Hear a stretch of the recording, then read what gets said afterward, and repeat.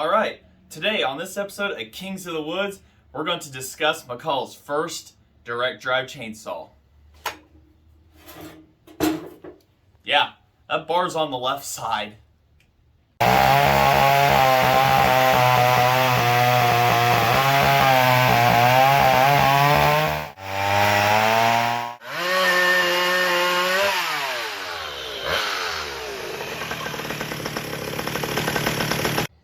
Alright, so how did McCulloch come up with this as being their first direct drive? Well, I'm not really sure. I know it was a race to go from gear drive to start evolving into direct drive saws.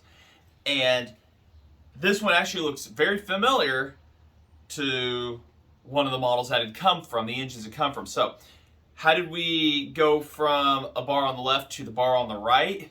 Or in this case, you have a bar on the left side of this one. That's because it came from this.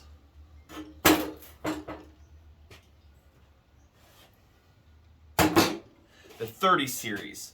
The D33, the LeSabre, the Thrifty Mac. This was introduced in 1955.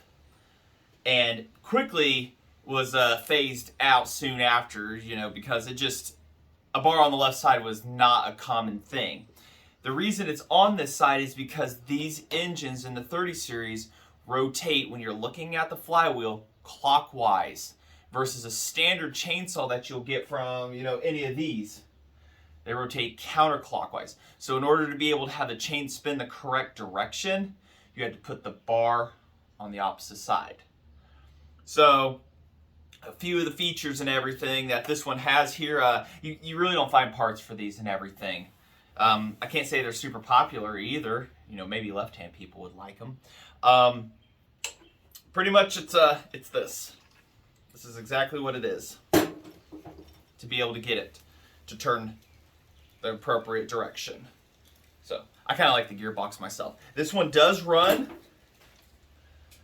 at least on Prime and everything. I've had it for a couple of years. It's on my list to get going for you guys and everything. Go ahead. We've got the manual oiler right here for your thumb, which it does make sound on this one. Your oil fill, a cool stick as a starter rope.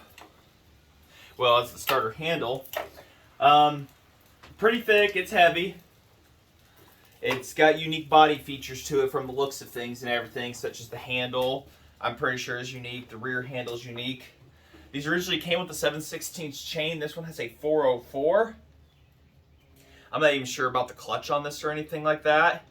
The American models were the D30 LeSabre, I think it was, and then up in Canada, it was the Thrifty. I can't remember who got what saw, but it came out one year in one place and then the next year got it the other. It was kind of discontinued soon after. I think in like 58 is what I read. I mean, it's 54cc. You see a lot of common saws of McCulloch's that were 54cc. Removable head. Not really much room for performance modifications that can be made on one of these saws, but got your primer. Like I say, it's one of these. If you've ever operated one of these, like I say, it's exactly it sideways, which is weird. You got your lever here, which is lever is made for limiting how far your throttle is supposed to be able to open and close, I guess. Is how I feel on some of these. On this one, I have no idea if it really does anything. I don't feel anything like any difference. It was pretty much just a lean out factor. From what I can understand from the diagrams, it just allowed you to open up your throttle more, which would lean it out and you would get more speed. Primer, I don't feel like it works on this one. I'll be doing a video build series on these and making one of those diaphragms that's behind the carburetor for you guys. They're kind of unique, hard to find when you find them on eBay and stuff, and I make diaphragms and everything. The material, I'm still, I thought about buying into some of that. It was like $175 last time I checked for a sheet of it. So it's got a pump in the tank, and then it's got the meter and diaphragm behind on these. Felt pickup setup. Fuel cap. And then more comes apart to be able to service the air cleaner, which this one does not have. So you have to undo this bolt slightly. This whole cap comes right off. Which I guess I'll do that for you guys if I can find my wrench. Might as well, right? So how often do people really get to see one of these? I got this one from Canada. I saw it and had to have it, I guess. You know, because what collector didn't want one. Let's see, just pulls right off. Let's see what you guys can see there of it. Yeah, pretty typical inside.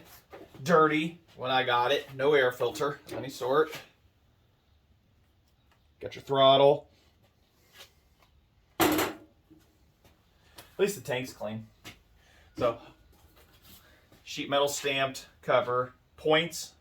The breaker back here. Rod goes to the flywheel. Brakes. Opens them. Voila, you got magic. Like I say, this is probably one of McCulloch's better ideas right here. But it was, I guess there was a race to be who could get the first direct drive saw or something like that between them and Homelight, and I think Homelight still beat them. But thankfully we evolved out of this one very quickly to the other ones as you see back here, which I think you guys can see. Yeah. We got into, later on, 1956, the D44, and from there on they just evolved to the Super 44, Super 44A, 170. I've got the 71, 72 back there. And just the whole lineup. I mean, it just exploded once they got into the direct drive technology, and a certain type of engine was being used in looks of it and everything, minus the 10 series, which are still lay flat, but a lot of bit different on that. So, a lot of them I've seen missing their covers on the side here. And the adjuster is down at the bottom. Yeah, see, there it is right there. You can see the entirety of the engine. Where your cymbal would go, your side.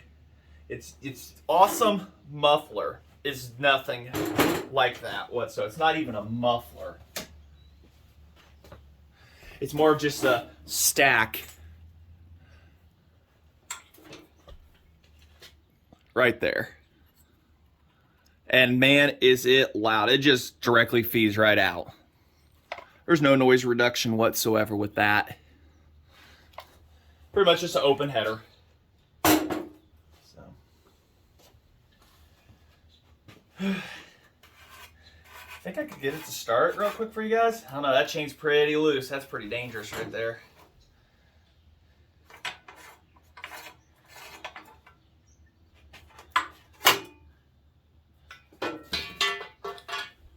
This one reads 3605, production number.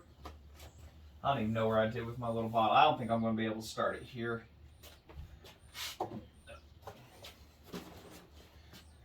Because I got to feed it through. My little primer bottle everybody knows me for. Well, that might be too much.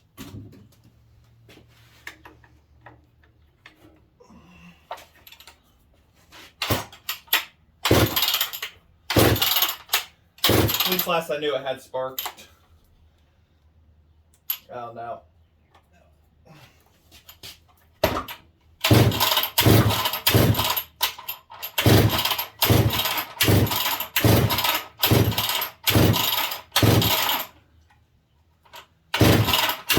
Yeah. I don't think I can get her to start for you guys, unfortunately. It'd been a while since I've ran this one.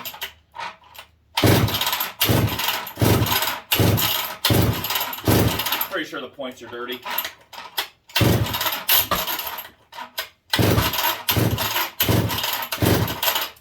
Yeah, she ain't gonna run. So, but on a future video we will. Actually, I have a video somewhere in my channel of it running. So, I'll see if I can link that to you guys in the bottom. And like I say, this is on the future to-do list. I just had other ones that I wanted to do first. So, and there's been more people asking about these diaphragms that are behind here and how to make them. So I will show you how I do it, and hopefully you'll be able to learn from that process. So, all right. I want to say thanks for watching.